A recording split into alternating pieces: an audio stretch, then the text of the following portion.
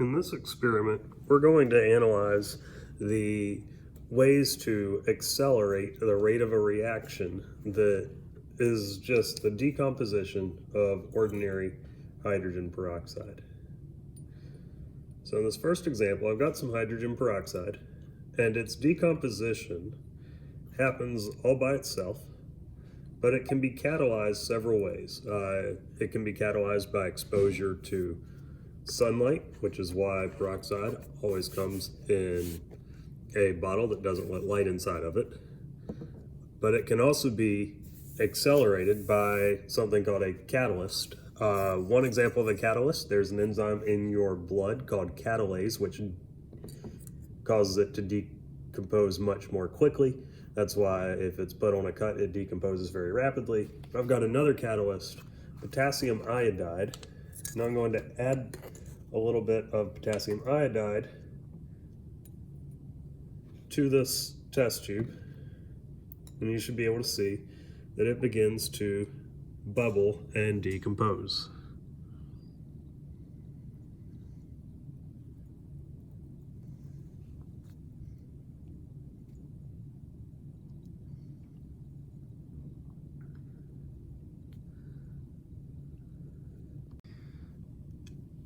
In this next example, I'm going to do a demonstration where I'm increasing the temperature.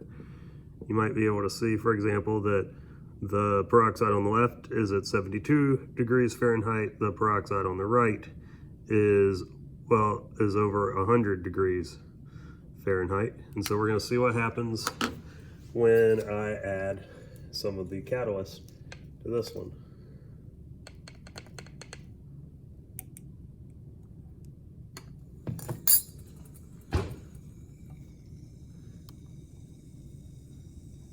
You should notice that the reaction happens much more quickly at this elevated temperature.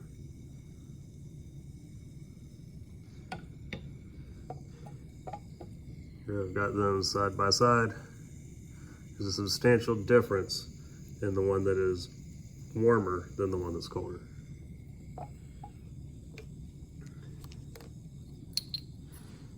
In the third demonstration, I'm going to take some 30 to 35% hydrogen peroxide as opposed to this 3% peroxide that you buy at the drugstore.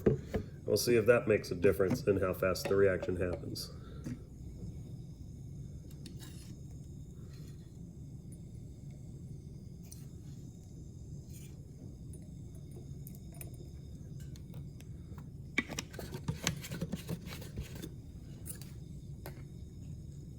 So I'll add a little bit of the catalyst.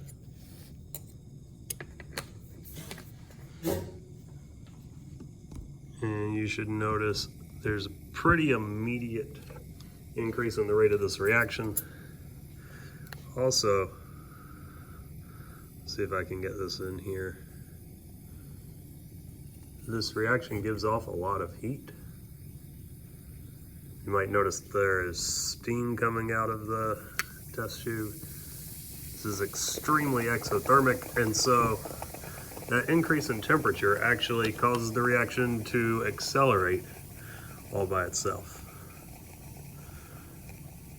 So that's a couple different ways that you can increase the rate of a chemical reaction. In this final example for rates of reaction, I'm going to demonstrate the effect of surface area on how fast a chemical reaction occurs. So I've got 3 different samples of iron. I have an iron nail, I have some fine steel wool, and then in this bottle I have some powdered iron. And I'm going to cause them to rust at a relatively rapid pace by increasing the temperature using this Bunsen burner. So for the iron nail, I'm going to expose it to some high heat, and we'll see if it begins to rust and discolor.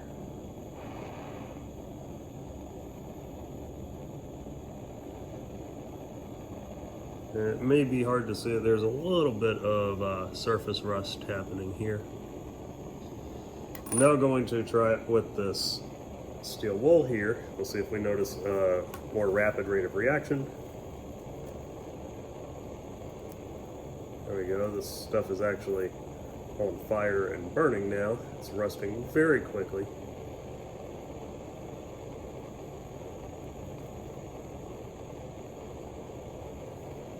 And it's leaving us with this kind of bluish iron oxide that we're left behind with. And in the last example, I'm going to take some of this powdered iron. You can see it's almost like fireworks because, yes, powdered iron is one of the ingredients that's used in fireworks.